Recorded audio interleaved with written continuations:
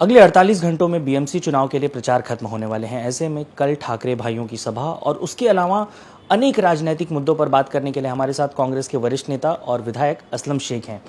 Sir, कल की सभा में ठाकरे भाइयों ने जिस तरीके से संदेश दिया, अलग अलग बयान हैं, चर्चा का विषय बने हैं, लेकिन राज ठाकरे की तरफ से जैसे कहा गया कि उत्तर भारतीयों की भाषा या बिहारियों की भाषा हिंदी नहीं है, वो उनकी अपनी भोजपुरी और मैथिली है, और अगर हिंदी कोई थोपेगा तो उसे लाज जरूर पड़ेगी। आप लोग किन्हीं कारणों से मनसे के साथ नहीं गए थे, उत्तर भारतीयों को डराने वाला मुद्दा उनमें से एक था। कैसे देखते हैं आप इस बयान को, क्या कहेंगे? देखिए, हकीकत तो ये है और मुंबईकर को समझना होगा कि उत्तर भारतीयों को मरवाने का काम भारतीय जनता पार्टी करती है, क्योंकि उनकी सरकार है, उनकी पुलिस है, उनके पास पूरा सक्षम है। लेकिन उसके बावजूद जो है मनसे के गुंडे जो है उत्तर भारतीयों को मारते हैं, भाषा के नाम पे मारते हैं, दुकानें तोड़ते हैं, और ये लोग जो है बाद में जो है सही तरीके से कड़क कार्रवाई नहीं करते। पुलिस अगर चाह ले तो कोई किसी के ऊपर आंख उठा के भी देख नहीं सकता।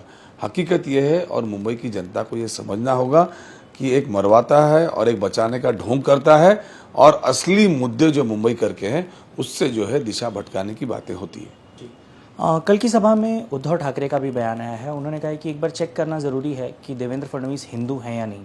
इस बयान को आप किस प्रकार से देखते हैं, क्या कहेंगे? नहीं, मेरा तो इन दोनों से ये प्रश्न है कि पिछले 25 सालों तक का इन्होंने मुंबई महानगर पालिका में अलायंस में लड़ा और वहाँ पे मेयर और डेप्यूटी मेयर इनका रहा है, और इन्होंने मुंबई को कहाँ ले जाके छोड़ा है ये मुंबई की जनता को समझना होगा। उसके बाद पिछले 4 साल से जो है चुनाव नहीं हुए और करीबन 3 लाख करोड़ के करीब का जो है बजट महानगर पालिका का यूज़ करके मुंबई को कितना बेहतर बनाया ये मुंबई कर देख रहे हैं। ट्रैफिक की समस्या 1 नंबर पर है, पोल्यूशन में मुंबई 1 नंबर पे है, गंदगी में मुंबई 1 नंबर पे है, कुछ भी आप पकड़ लो तो मुंबई जो है 1 नंबर पे।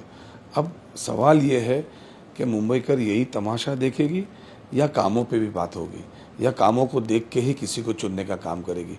एक भी जगह कांग्रेस ने जो है कोई विवादित बयान नहीं दिया। हम शुरू से कहते हैं, ना हमें ममदानी से मतलब है, ना अदानी से मतलब है, ना अंबानी से मतलब है। हमें मुंबईकर में कौन बनेगा मेयर उससे भी मतलब नहीं है।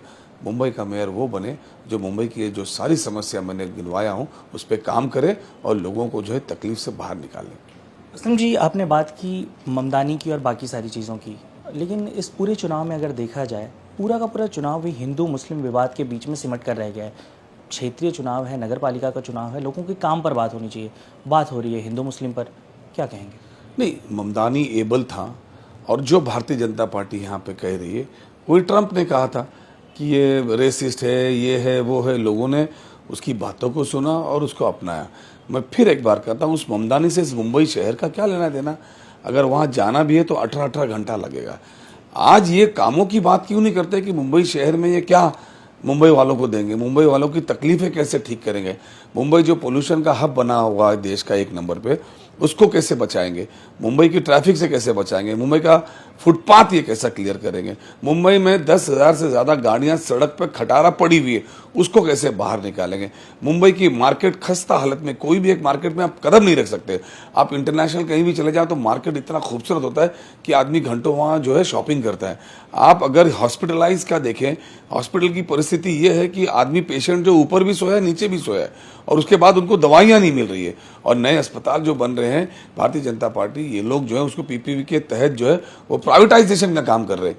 महानगर पालिका की जवाबदारी है अच्छा एजुकेशन देना, अच्छा हेल्थ फैसिलिटी देना, अच्छे रोड्स, अच्छा पानी, अच्छा ये देना। इस पर कोई चर्चा नहीं है। ममदानी के बारे में चर्चा है, कोई खान पठान नहीं बनेगा वो चर्चा है। किस तरीके से मुंबई को मूर्ख बनाया जा रहा है। सेम इसी तरीके से प्रचार न्यूयॉर्क में किया गया था। न्यूयॉर्क की जनता ने बढ़िया जो है फैसला लिया और ऐसे पार्टी को चुना जो सही तरीके से उनकी बातें कर रहा था और काम की बातें कर रहा था। पूरे चुनाव में कांग्रेस पार्टी ये कह रही है, आप जिता के लाइए, आपको साल भर के अंदर मुंबई की ट्रैफिक जो है वो हम हटा के दिखाएंगे, हॉकर्स लोग को सही जगह पे बिठा के दिखाएंगे, फुटपाथ क्लियर करके दिखाएंगे, लोगों को स्वच्छ पानी देंगे, 24 घंटा पानी देंगे, हॉस्पिटल जो इन्होंने प्राइवेट को दिया है सब के सब वापस लेंगे। जितनी जगह इन्होंने जो है अदानी, अंबानी और जेएसडब्ल्यू को मुंबई शहर में दिए, वो हजारों एकड़ लेके मुंबई शहर के लिए अच्छे से अच्छा गार्डन, अच्छे से अच्छा प्लेग्राउंड और अच्छे अच्छे यंगस्टर्स के लिए one of the best facilities हम यहाँ के लोगों को अवेलेबल करके देंगे। असलम जी, इतनी सारी बातें हो रही हैं काम पर, लेकिन नीतीश राणे के बयान आप भी सुन रहे होंगे और लगातार बयान आ रहे हैं, अलग अलग प्रकार के बयान आ रहे हैं। उनके अब्बू आज़मी के बीच में जो कंट्रोवर्सी हुई उस पर भी आपने देखा होगा। क्या कहेंगे? दोनों के दोनों जो है ना बेबुनियाद और बेवजह बातें कर रहे हैं। और नीतीश राणे जो हैं वो एक कोई कार्टून नहीं है, कैबिनेट मिनिस्टर हैं।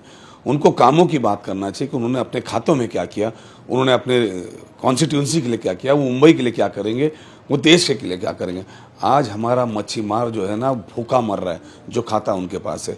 आज हमारा मच्छीमार जो है वो परेशान है, उसके बारे में वो चर्चा नहीं करते। उनके पास मुंबई शहर को और महाराष्ट्र में मालवन और वहाँ पे कोकन में काम करने के लिए बहुत अच्छा मौका मिला है, लेकिन आज भी इलीगल फिशिंग हो रही है, उस पर कोई कार्रवाई नहीं हो रही है और हमारे मच्छीमार को कुछ भी नहीं मिलता है। बड़े बड़े ट्रॉलर से आते हैं और सारी मच्छियाँ जो है एलईडी लगा के ले जाते हैं। उस पर चर्चा करो, उस पर बातें करो, ये कार्टूनगिरी नीतीश राणे बंद करो।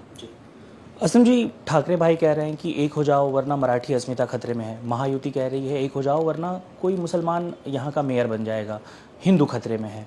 कांग्रेस इन सभी चीज़ों के बीच में अपने आप को कहाँ देखती है? असल में मुंबईकर को समझना होगा कि मुंबई खतरे में है, क्योंकि मुंबई पूरी तरीके से खतरे में है।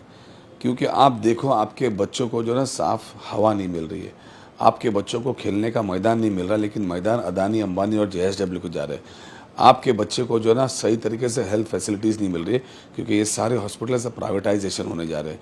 आपके बच्चों जो आने वाली नस्लें हैं उनको मुंबई शहर में आप कुछ दिखाने लायक नहीं छोड़ोगे। सब का सब जो है वो प्राइवेटाइजेशन होने जा रहा है या तबाह होने जा रहा है। तो मुंबई शहर को ये देखना पड़ेगा कि हकीकत मुंबई खतरे में है या इनका पर्सनल एजेंडा खतरे में है। लाडली बहन को लेकर कहा जा रहा है कि उसकी किस्तें जल्द ही चुनाव से पहले जमा होने वाली हैं लाडली बहनों के अकाउंट में। चुनाव आयोग कोई एक्शन नहीं ले रहा, क्या कहेंगे? नहीं, पैसे ही तो बांट के इनको वोट लेना है, बाद में आप तरक्की थोड़ी करेंगे। ये लोग डेवलपमेंट की बात थोड़ी करेंगे। जो डेवलपमेंट के पैसे वो किसी ना किसी तरीके से लोगों को देंगे, चुनाव का वोट लेंगे, बाद में सीधा उठा के 70% वो बोलेंगे ये एलिजिबल नहीं है, ये गलत है, हुआ ये फलाना हुआ, सब पैसे काट लेंगे। इन्होंने लाडली बहन को धोखा दिया, अपने भाइयों को धोखा दिया है। अब मुंबई शहर में इस तरीके से जो पैकेज देने की बात कर रहे हैं और इलेक्शन कमिश्नर जो है आंखें मूंद के बैठा हुआ है, तो ये हकीकत है। आप ये सोचिए कि इस तरीके से सारी चीज़ें वो करते रहे तो चुनाव का कोई मतलब नहीं रहेगा। एक आखिरी सवाल होगा असलम जी, मिलिंद देवड़ा आपके पहले के नेता हैं और कांग्रेस में लंबे समय तक रहे हैं। उनका कहना है कि ठाकरे और बाकी लोगों ने इसे मुंबई को एक तरीके से ATM की तरह यूज़ किया है पिछले 25 सालों में, क्या कहेंगे? नहीं, उन्होंने कोशिश की थी राज्यसभा उनसे लेने की, शायद वहाँ हो नहीं पाया। जहाँ मिल गया आजकल वहाँ गुन गा रहे। बड़े नेता हैं, कभी ज़मीन पे उतर के उन्होंने काम तो सीखा नहीं था, लेकिन मुझे इस बात की खुशी है कि कम से कम शाखा शाखा में जाके बैठना क्या होता है, कार्यकर्ताओं से मिलना क्या क्या होता है, लोगों का काम क्या करना होता है, वो सीख रहे हैं। इंडिया टीवी से बात करने के लिए बहुत बहुत धन्यवाद। कैमरामैन रवि बिंद के साथ साकेत, इंडिया टीवी, मुंबई।